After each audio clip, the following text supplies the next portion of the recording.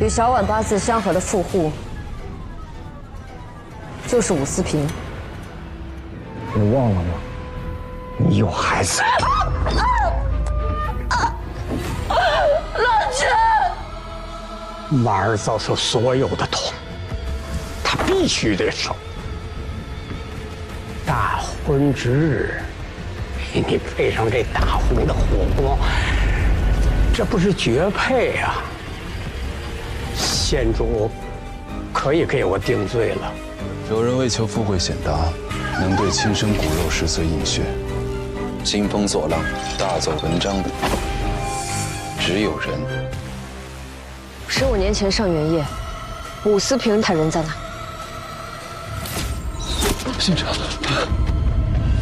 县主就托付给你了。看来是故人呢。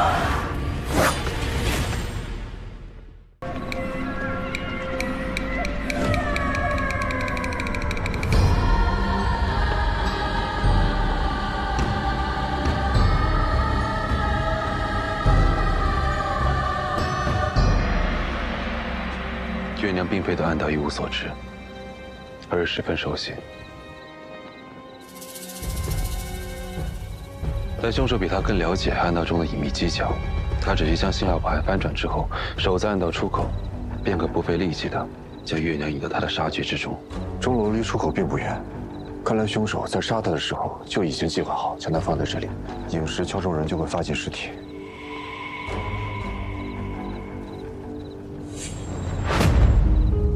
是被勒死的。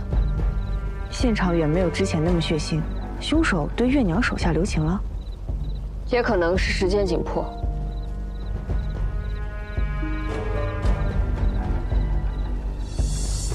这应该是挣扎的时候从凶手身上扯下的，凶手受伤了。这纱布上有焚香味，只是不能确定是来自月娘还是凶手。生子勾当武思平，装神弄鬼的刘三，催产取婴的月娘都死了，没道理留着徐道隐的性命啊！徐道隐会不会已经被灭口埋尸了？凶手故意让那3个人的死引人注意，就是要将他们做过的恶事都宣扬出来，又岂会放过徐道隐？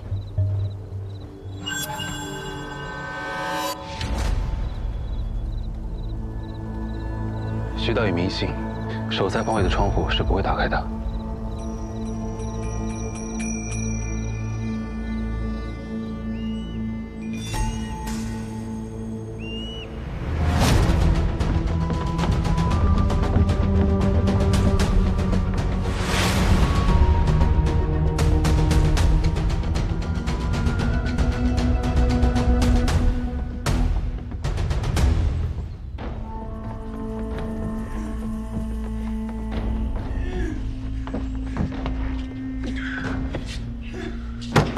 什么人在里面？中门，等一下。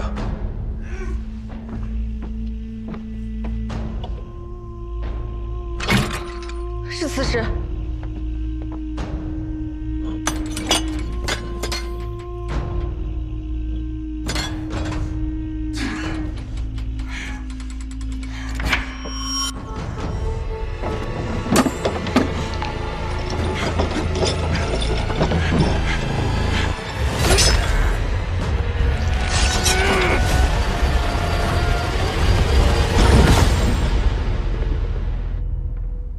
顾兄，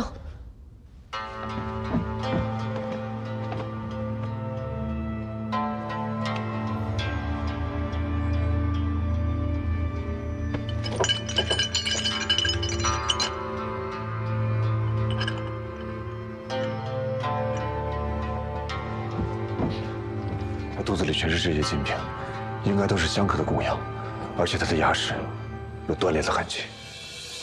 凶手将金饼强行塞入徐道隐口中，徐道隐咬紧牙关想要挣扎，却被崩断牙齿。凶手的手应该被咬伤了。门锁用磁石控制，磁球掉落槽中，门能打开。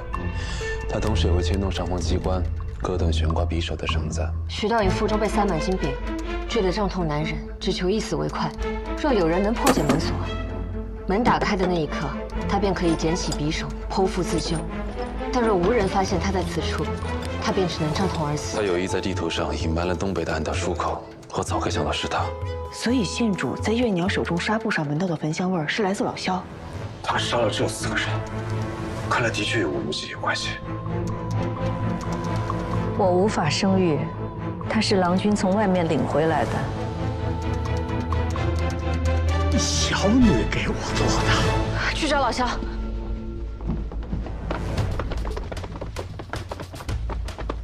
有没有看到一个人出去？莫非是一名40、50岁的男子，面色黝黑，额角上有块黑色胎记？正是。他2刻前就已经离开了。不是让你们死守山庄，为何放行？他骑的正是采访使的马，说是奉您之命下山求援。小舅，我那马是日行千里的持镖马，2刻恐怕早已离开青潭镇的地界，跑得无影无踪了。放心，我定能追回你的持镖马。哎，县主，你这是做什么呀？哎，不可对丞相不敬。是血。血？我家主人对徐公如此虔诚，这为何要用这丞相害他呀？这木雕很沉，符合衙役对凶器的推断，能以此成像反复击打致人血肉模糊，凶手力气不小。小郎君昨晚看到的场景，是凶手故意用木雕模仿出的样子。从经堂到卧房不会经过别院，他是刻意为之的。卧房中有不少能作为凶器的重物，凶手偏偏选择徐公的木雕，还在杀人后大费周章地将其洗净放回。线索留得如此周到，不去查查，倒像是我辜负他了。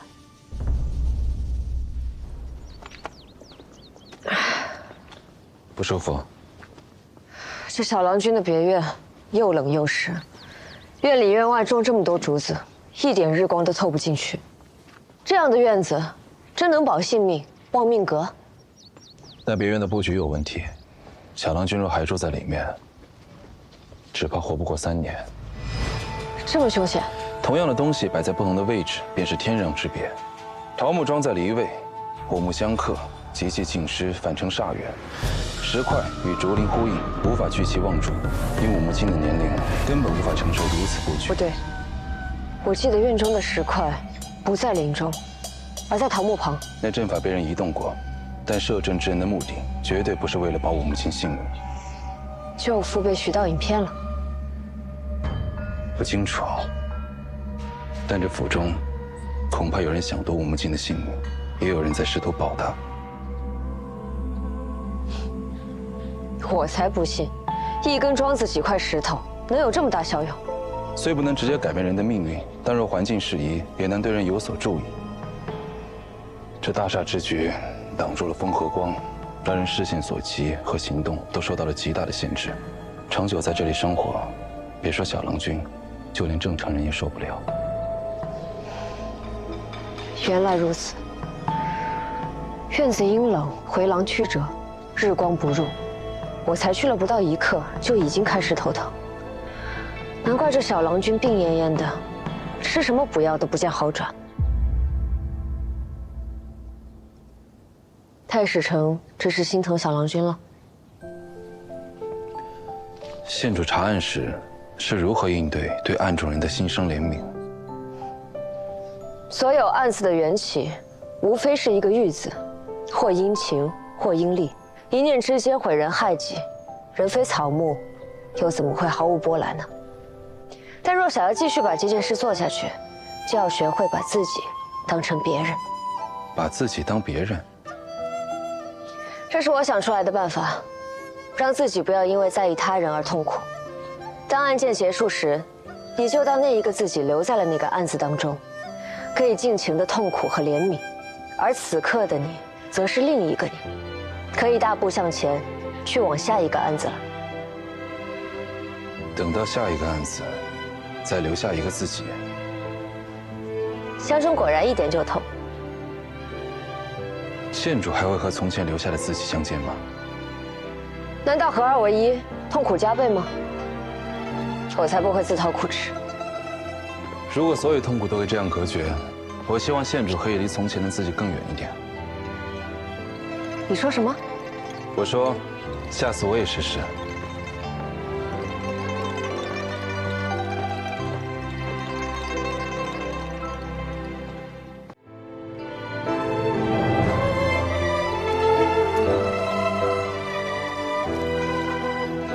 圣上已下诏，征斥工人出宫一事。往后出宫的工人会得到更妥当的安置，那些被害的工人，家里也会得到抚恤。恒王的封号已被褫夺，吴越碰杨十郎等家人也尽被刘备，顾县也得以官复原职。这是用9条人命换来的。我破了案，却什么都没有守住。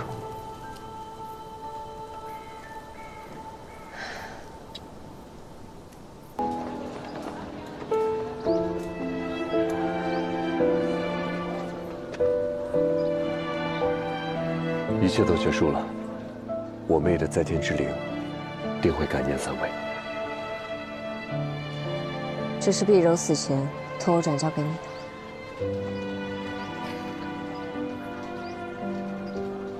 碧柔告诉我，那日桃枝得知他们要去做工，却说不清要做什么，要去哪里。他放心不下，顾不上告诉你，就同他们一起上了马车。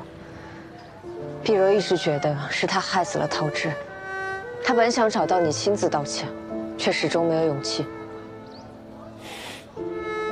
桃枝一向这样，正直、热心，不愧是我妹妹。只怪我们去得太迟了。县主不要这么说，若不是你们全力以赴，恐怕还有更多女孩子受害。就算知道结局，那日他也一定会同他们一起上车的。若非家人来信，我还不知枭兄已命人帮我妹妹在家乡选了一块上好的墓地，让她永享安宁。多谢枭兄。萧母能做的也只有这些。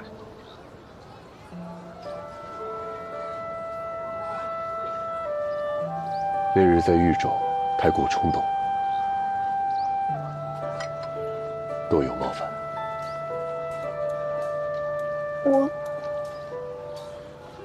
顾兄保重，我们等你回来。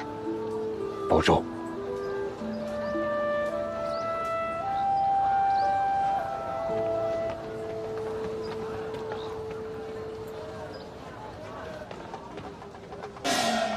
申时2刻，庞二郎为柳婴儿送出彩头，国色天香。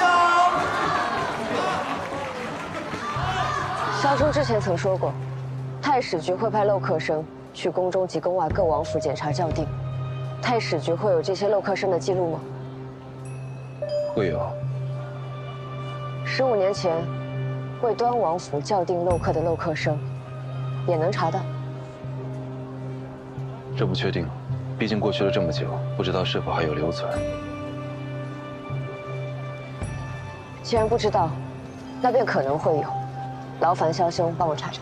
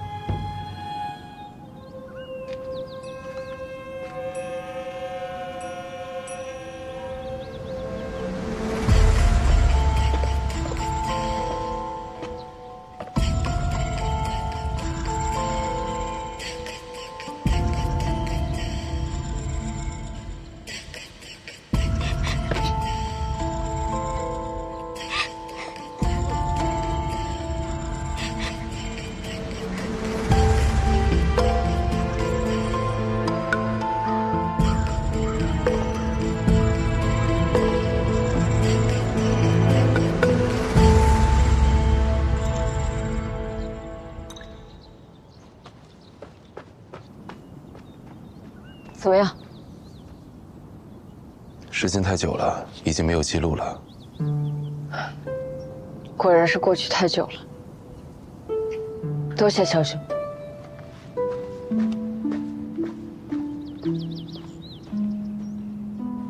县主是如何发现阿好是女子的？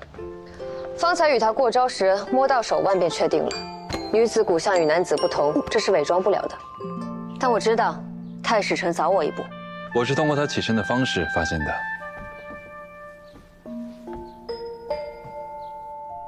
小兄，所以我们谁赢了？县主先抓到的人，自然是县主赢了。萧兄先选对了人，还是算你赢？那就算平手。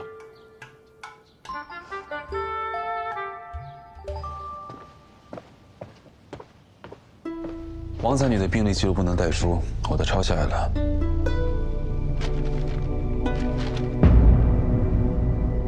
就这些？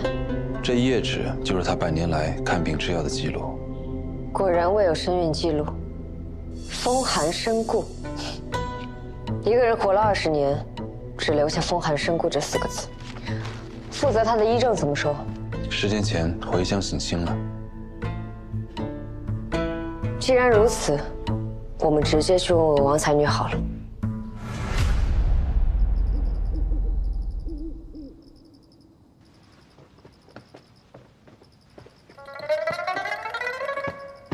哎，特意安排的，这才像样。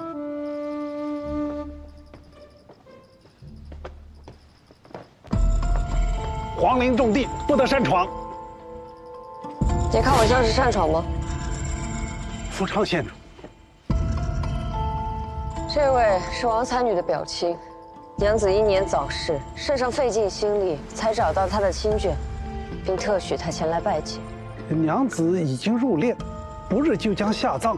若是吊唁余归，县主还需有许可才行。圣上悲悯，王才女听眷就是许可。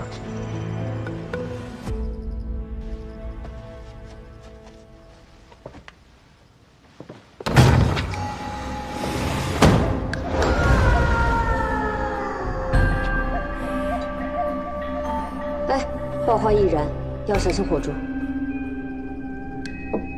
是松木的爆花，防潮除味。不过天太热，放这些也无济于事。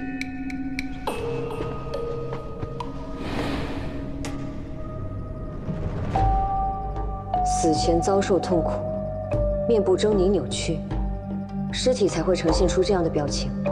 请萧兄帮我记录：双目圆瞪，牙关紧闭，肤色发青。看来王才女的病历没有如实记录。不是死于风寒。风寒而死的尸体，肤色微黄，眼睛和口部都是紧闭的。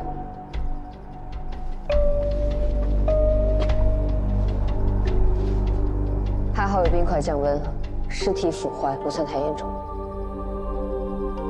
尸体上没有明显的伤痕或是击打的痕迹，但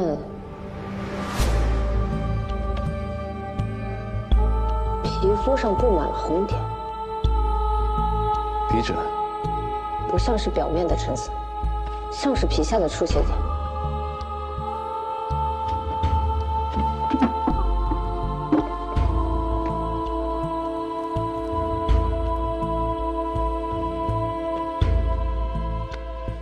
我还以为县主买腊梅饼只是为了祭拜呢。如果只是皮疹，热敷之后不会有变化。是外伤还是中毒？舌底发黑，是中毒。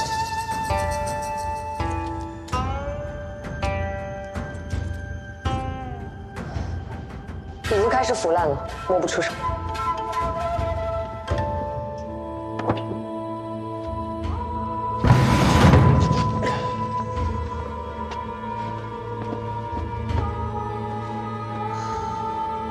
看来王才女是死于毒杀。这种毒症状特别，若不验尸，恐怕根本就不会发现。但根据那2位工人所说，王才女生前并未结仇，何以会被毒杀？想要杀人，仇恨不是唯一的缘由。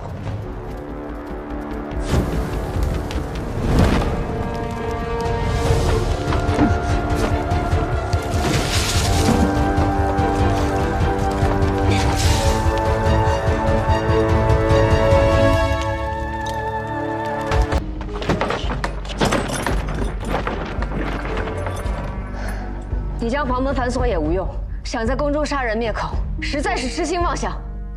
请县主好好享受吧。太史成，你怎么了？你头怎么这么烫？屋子有问题。哪里有问题？蜡烛。有迷烟。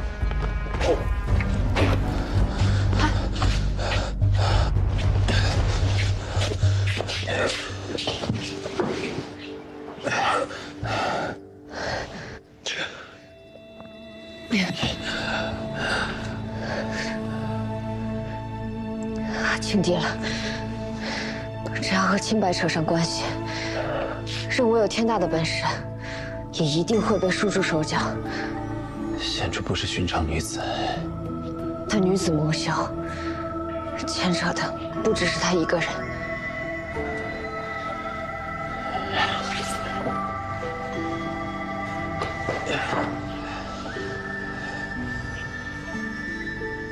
县主将我捆起来，他们便无谣言可造。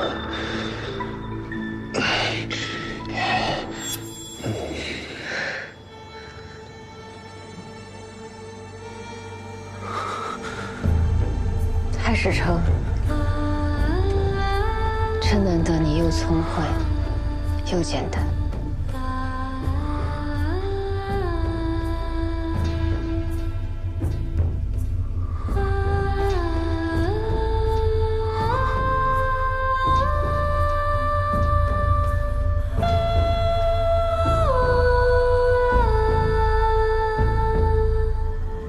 屋子太暗了。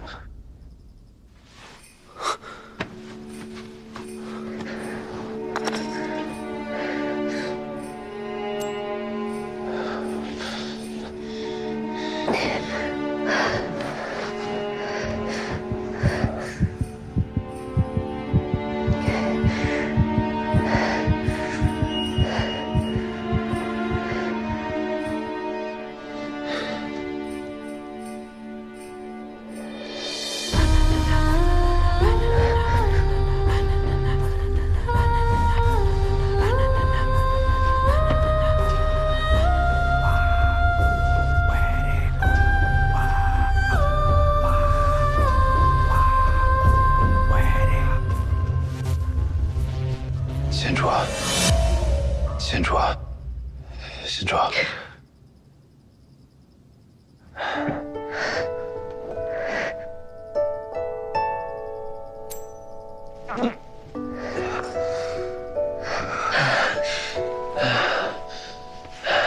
好热。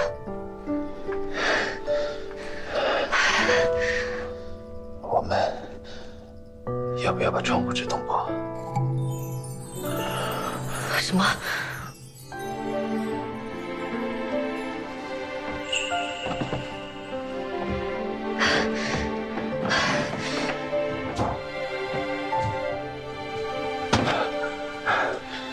县主，快来帮忙！迷烟散掉，人会好些。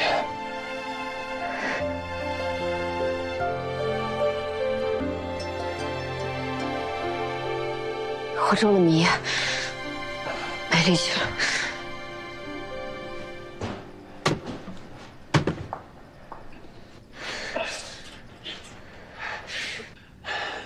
县主，快过来，通风之后会好很多。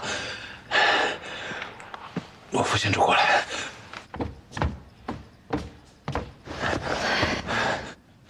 太史成，得罪了。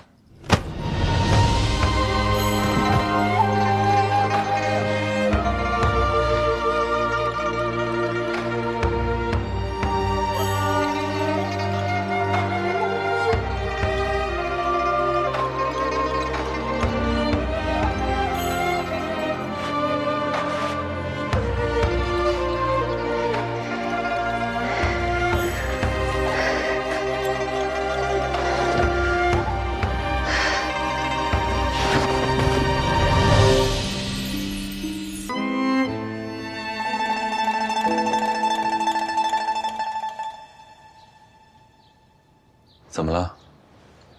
肿了，不碍事。先上点药吧。趁我父亲还没有回心转意，还是先离开吧。你刚才推门进来，真是威武不凡。县主谬赞了。你从什么时候站在门外的？就是刚刚。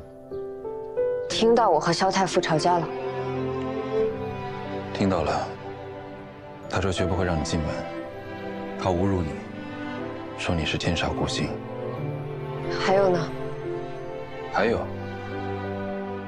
有什么是需要我听到的？没什么。昨夜之事，无论如何我都会负责。太史丞无需放心上。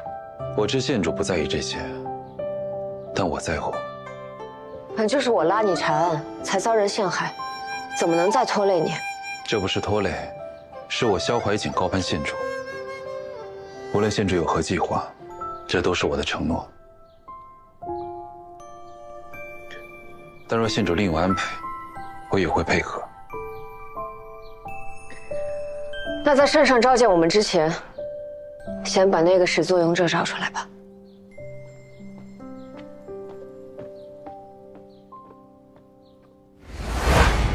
你一直都是在利用怀瑾，是又如何？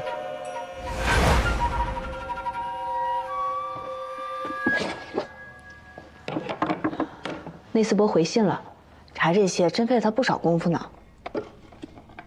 这个是金陵的雨花石，这个是蓬莱海岸特有的螺壳，这个是阳关的沙砾，这个是连州的钟乳石，还有这个一碰就碎的干叶子，是沙洲特有的一种树，叫鬼拍手。这些东西啊，都来自天南海北，也不是什么值钱的玩意儿，也不知道王才女为什么会看着他们又哭又笑的。因为他想要去看广阔山河的梦想再也无法实现。王才女香囊中发现的那枚药丸，太史丞去验证过了吗？的确是碧溪丹，但与常见的成分略有不同。王才女怀孕的时候被人投毒，难道碧溪丹也是凶手给她的？不，凶手能将毒药混进王才女的安胎药中，又何须用碧溪丹杀人？太麻烦。这粒碧溪丹被缝在王才女的香囊内侧，或许是她自己准备的。他想利用碧溪丹假死出宫。难道是王才女与信王私会有了深怨，于是想假死出宫和信王远走高飞？该去会会信王了。县主，我也有发现，灵宫殿太大了，这个盒子我可是费了好一番功夫才找到的。你看，皮藤编织的盒子可不多见，我查过了，安南特产。看得不错，辛苦了。那县主，这次出宫能不能带我去？不能。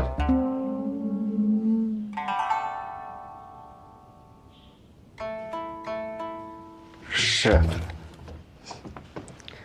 走吧。萧兄，三人同去信王府，像是兴师问罪，只怕对方会有所隐瞒。我去查陈恩公到底为何停工。老大，你和太史丞怎么了？刚才我就觉得怪怪的。没怎么，太史丞说的没错，分头行动，两边都不耽搁。绝对有问题，我们两个一块去，还怕有问不出来的口供？平时都是我们三个一块查案的，怎么偏偏今日要分头行动？避嫌啊！一定是避嫌。太史丞也知道赐婚的事儿啊？知道了。那不对啊，那为何要避嫌呢？害羞？也不对，也不对。太史丞方才并无害羞之色，反而是有点生气。县主早就计划好为救阿好隐瞒真相吗？韦贤妃善翻手为云，覆手为雨，但有一事，她说的没错，无人能证明玉书腹中的孩子是圣上的。此事若起风波，唯一能够落罪的，也只有构陷你我的竞合。贤妃总能全身而退。圣上若起疑心，承担猜忌的也只会是信王。这样不明不白的真相，倒不如换阿好一命。确实，真相大白，不一定是最好的结果。贤妃编了什么故事上报圣上？韦贤妃喜爱音律，与王才女惺惺相惜，谁知王才女一心只想离宫，还向韦贤妃寻求帮助。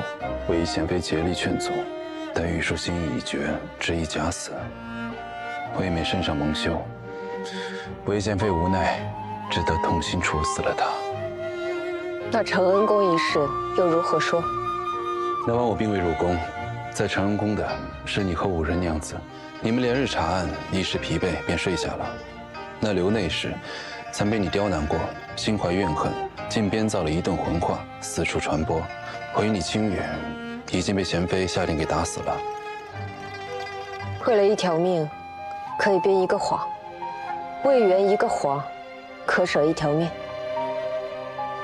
太史丞，我看这案子不查也罢。赵兄听说了吧？私婚之事搁置了。我早说过了，不会拖累你的。所以这也是县主计划好的。什么？与我被困一夜，传出谣言，引韦贤妃现身。太史丞高估我了。我如果有预知的能力，就不会次次让太史丞假扮阴阳先生。我与太史丞也算出生入死，我不想亏欠你。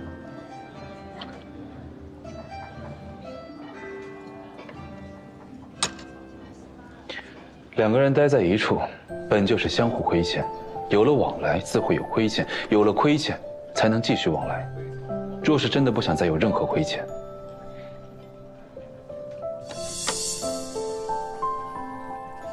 就只能就此别过，再无瓜葛。太史丞吓唬我？我不知道县主哪句话是真，哪句话是假，我只是将我的内心话说出来而已。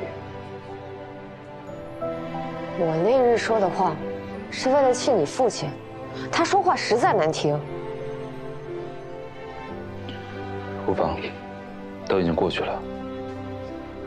我就知道，你那天偷听到了。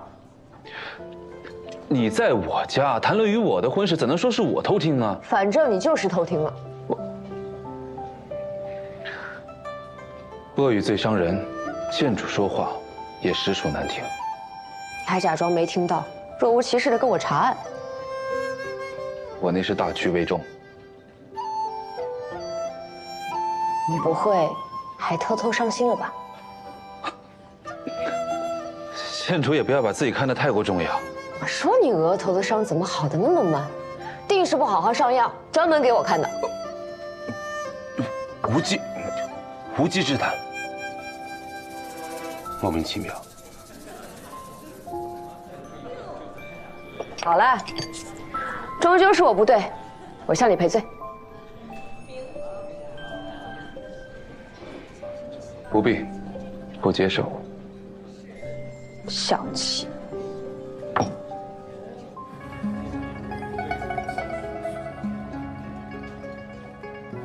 小熊，快听。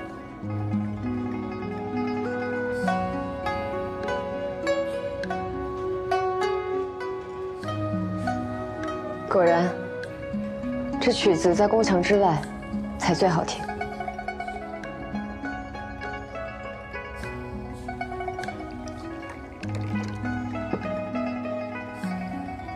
希望我们都少一些憾事。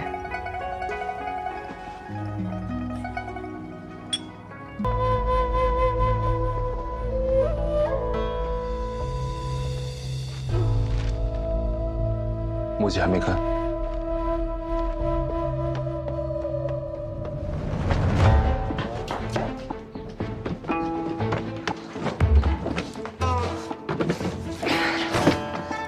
我没睡好，心情差。你最好不要自找麻烦。我不是杀人凶手，那你跑什么？我要看看害死丽妃的毒究竟是什么，我要找到凶手。哎，少废话，快下来！裴玉，听县主的，快下来，不然……不要，我朝里只管。太史丞学坏了。药方写给你了，用的全是上好的药材，嫩肤祛斑，比千金坊里的逍遥丸效果还要好，你尽可以去查。你若是有所隐瞒，刑责会更重。为何要隐瞒？这药多一味少一味，效果都不好。太医署明令禁止私开药方，更不许女医工开方。而你不仅私开药方，还私自制药。若不是丽妃轰事，你打算隐瞒到何时？我自然是不会说的。是你主动为丽妃配药的？是丽妃让我做的。不可能。何必骗你？我曾为丽妃调整过几副药的药量，效果明显。丽妃慧眼识珠，又私下找我调过几次药，效果都很好。丽妃知道女医工不被允许开方，但她很信任我，这是我们的秘密。你还给她开过别的药？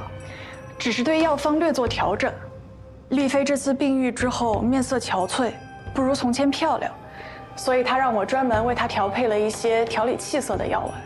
但丽妃的死绝对不会是因为这个。县主，带我去看丽妃的尸首。你现在是犯人，可我要知道丽妃到底是怎么死的，才能判断是不是与那药丸有关啊。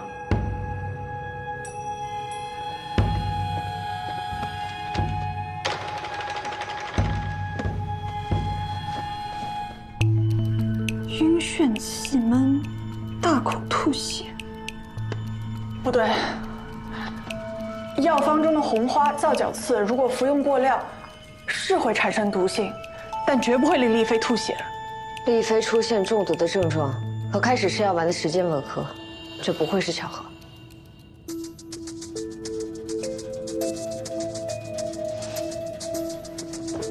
是人参，药丸中有少量藜芦，若与人参同时，会使人中毒。如果丽妃真是因为这药丸中毒而死，恐怕只有这一种可能。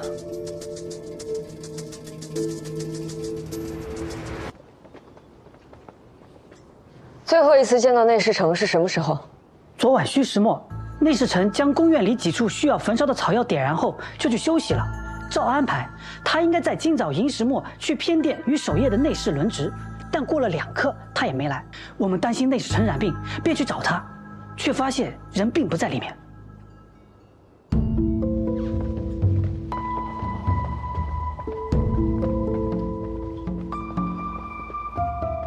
屋里没人影，我们就以为内侍丞出去了，可找了一圈也不见人影。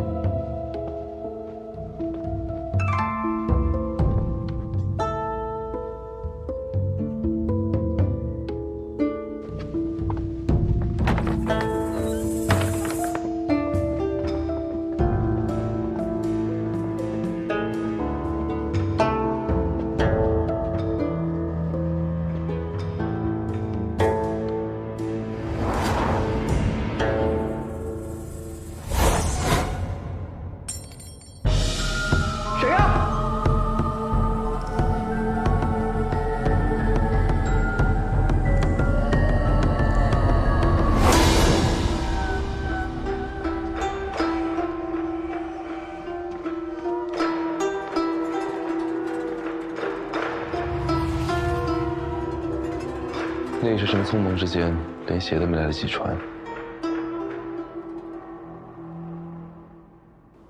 我俩昨晚亥时2刻开始值夜，一整晚都没什么动静，我们也没看到有人出来走动。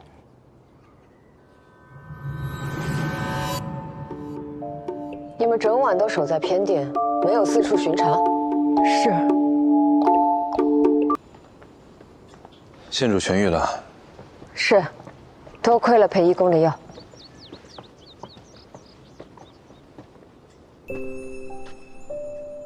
也要多谢萧兄，那晚为我及时求医。萧某所作不足挂齿，若染病的是我，相信县主也会不遗余力。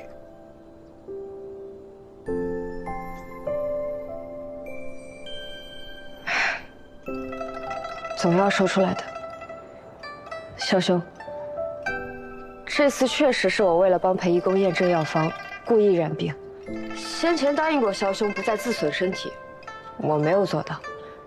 你想说什么就说吧，我不会为自己找理由。我虽信任裴义公，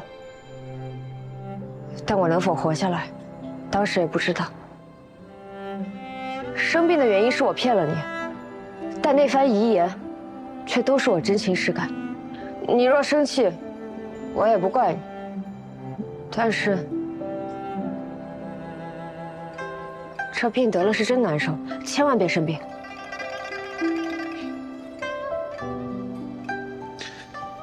之前我见县主为查案，不惜自损身体，我觉得这种方式看似英勇，却多少有些莽撞。但这次，我才明白县主的良苦用心。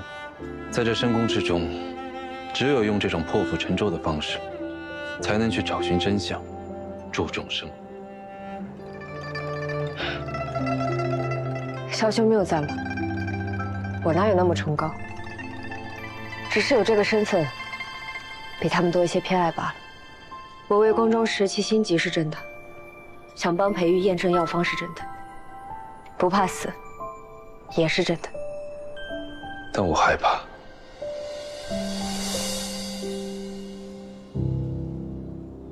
别怕，萧兄算出了大吉之卦，我知道我会没事的。萧兄那几日没来问候，我还以为你在置气，今日看来是我小人之心。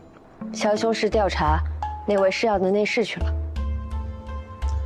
若我整日在县主面前晃悠，只怕县主不会好得这么快。县主要为裴义公证明，我也只能做点小事，证明那次试药失败并不完全是裴义公的责任。选中刘甲试药，应该不是偶然。没错，那次来选人的是黄甫通。刘甲，是你特意选定的吧？你的意思是说，裴玉的药方害死人，是我暗中阻挠吗？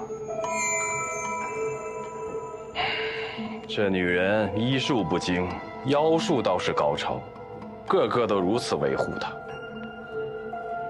裴玉的药方姓连，你为了不让他出头，特意找来了身患实际又有位极的刘甲。真是好笑。我3个月在换方任职一次，诊治过这么多宫人内侍，我怎知谁有危疾？再说了，病人是抓阄选中的，全凭天意。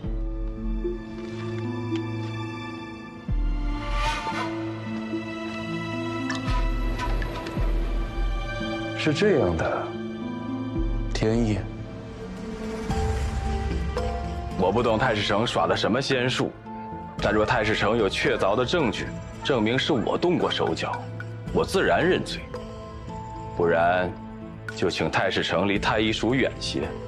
本就人手不足，若耽误了各位贵人娘子的病情，太史丞怕承担不起。是凡石，太医署可不缺这个。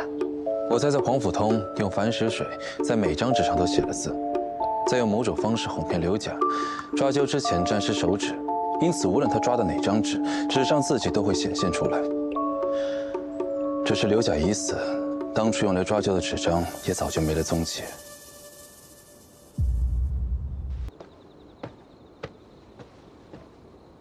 县主，你睡了吗？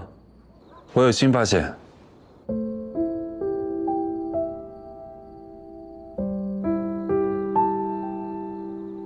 太史丞有什么发现？县主可是在为裴义公的事心烦。裴义公是赤诚之人，他到目前的供述都没有撒谎，可我不得不怀疑他。裴义公性子很直，又醉心医术，悬壶济世，与县主有惺惺相惜之感。我知你不愿意怀疑他，所以你叫我出来做什么？你是有证据证明他清白？县主抬头。此为金星合院。太史丞该不会要告诉我，此乃吉兆吧？县主果真不解风情。我确实不解风情。太史城有何高见？金星合月，本就是难得一见的奇景。县主虽不信鬼神之说，然今偶遇此景，怎么不算运气呢？太史城果然是来劝解我的。我不是为了劝解什么，是非曲直，县主自有定夺。只是此景难得又特别，我希望县主见了美景之后，心情能好一些。所以这金星合月有什么说法？自然是阴阳和谐，国泰民安，好事将近。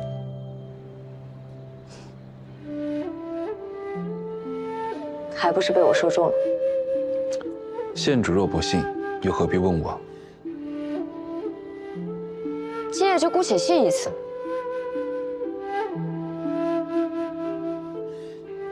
不过这么大的夜空，只有这一颗星星作伴，多少有些孤单。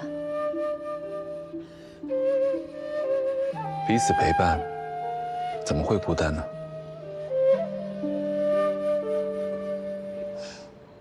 也是，平日里都是繁星满天，好不容易有独处的时间，我们却在这儿搅和了他们的心情。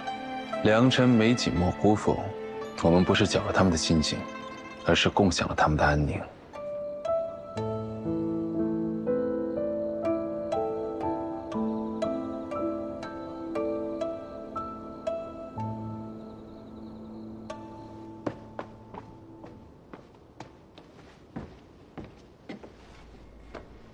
县主，我去查了，上市局的夏13虽说为人谦卑和顺，但他待人太过客气疏远，所以其他人与他没什么来往。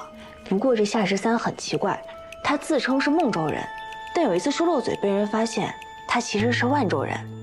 而且你看他文文静静的爱看书，但上市局的内侍们都说他力气很大，掌骨体弱，很是娴熟。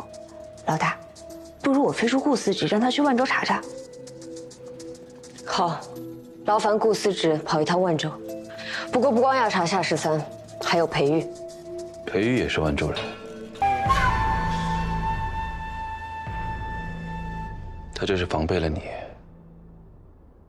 我不清楚。我虽然觉得他对我生疏了，可那更像是真实的他了。其实他并不喜欢与人交际，也许本来就是冷漠的。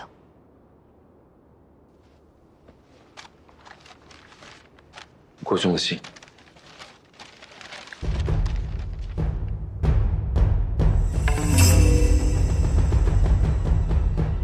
慈上堂的裴玉是个男孩，而且裴玉所写的书信中，自己和当年一样，所聊到的宫中趣事也都确有发生过。所以这个裴玉也在宫中。那现在这个裴义公又是谁？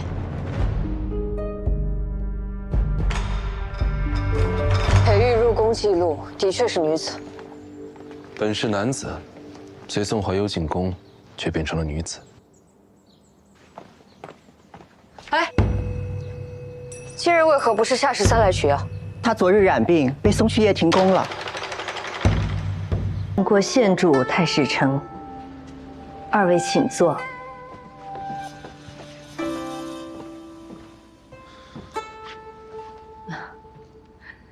不知县主和太史城要来，我家郎君还需半刻才到，二位见谅。不请自来，本就是我唐突，舅母不用这么客气。舅父与我母亲自幼一同长大，也算是我长辈，等一下也无妨。这屋子的装扮倒是有趣，都是依郎君喜好布置。舅父的生意一定做得很大吧？县主知道，我去过西京首富家，也是如此讲究。县主，不吉利。舅母家中没有孩子吗？小儿体弱，不便出来见客，县主见谅。郎君来了。县主久等了。这么叫身份了，还是像从前那般叫我佩仪便是。可从前我若要是不叫你县主，那你可是要拿着小木剑追着扎我的。晚辈夏怀瑾见过武丈人。太史局、太史丞，果然是年轻有为。哦，想必一定都饿了，夫人，快准备酒菜。我这小弟弟几岁了？病情可严重。6岁了，这孩子打小身体有点弱，性格又内向，别无大碍。多谢县主关心。信酱椒羊肉、葵叶汤、河北醋芹、炸天冬黄羊饭都是本地的名菜。这一道最鲜的，虽说在西京也有，但远不及此间。这道切块是用今天刚捕捞到的鲈鱼所制。幸亏我不吃鱼。县主不吃鱼？请我吃饭，别点切块。口感鲜甜，县主，你尝尝。且慢，武丈人，依在下愚见，今日这菜，您怕是少了些口福。愿闻其详。今日已巳，乙木属火，这也便是武丈人在这厅堂设宴的原因。所以属火之日，理当避免属水性的食物。晚辈斗胆妄言，若有错处，还请丈人包涵。太史丞果然是名不虚传，多亏提醒，要不今日一时贪图口腹之欲，倒要破了徐公的心思了。这徐公是什么人？还能有我们太史丞厉害？厉害，都厉害。这徐公是隔壁清潭镇的一位世外高人，名为徐道隐，日常对我多有指点。自从我们来到此地，生活的大小事务，都是仰赖他的护佑。只不过，刚才未能及时迎接，便是必须在酉时诵经供奉，让二位见笑了。那这道切块，二位能吃吗？县主今日犯水。那年我家中出事，我掉下居月池，差点被淹死。从那以后，我便再也不吃鱼了。舅父那年辞官离了西京，自然不知道。难怪。还没问过舅父，那年为何忽然辞官？我想练剑都没人陪我了。我身体不大好，在京城为官，到底是操劳，索性辞了官，随夫人一道到他的老家来了。来啊，还不快把这切块端下去！把它端去，给小兰君补上。是。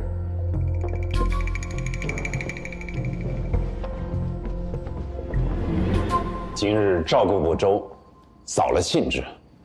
来，我敬二位一杯。